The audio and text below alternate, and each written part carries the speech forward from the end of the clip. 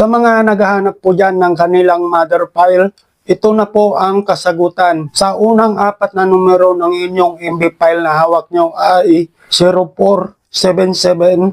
Ang mother file niya ay matatagpuan po sa Taytay Extension Office, 168 Velasquez Street, Barangay San Juan, Taytay, Rizal. Sa tabi po yan ng Taytay Floodway, malapit sa Pure Gold. Ito po ang contact number nila kung mayroon po kayong mga katanungan. 02-8532-2510. Mayroon pa po 02-853-250.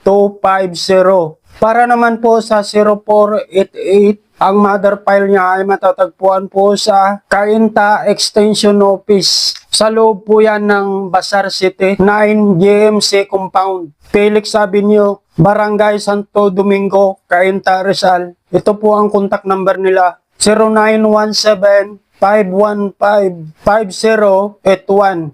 Para naman po sa 0478, ang mother file niya ay matatagpuan po sa Tanay District Office. Sa kahabaan po yan ng Sampaloc Road, Sitio Lubigan, Barangay Plaza Aldea, Tanay, Rizal. Ang contact number nila ay 0926-386-7025. Meron pa po 0995-972-5715. Ang telephone number nila ay 0282-851659. Kung ang MB file number mo naman ay 0499, ang mother file niya ay matatagpuan po sa Rodriguez, Montalban District Office. Dating Montalban Extension Office po yan. Ito po ay matatagpuan po sa Buna Building, 235 Mayon Avenue, Barangay San Jose, Rodriguez, Montalban, Rizal. Ito po ang contact number nila, 0951-306-7783. Kung ang MB file number mo naman ay 0493, ang mother file niya ay matatagpuan po sa San Mateo Extension Office, 122 General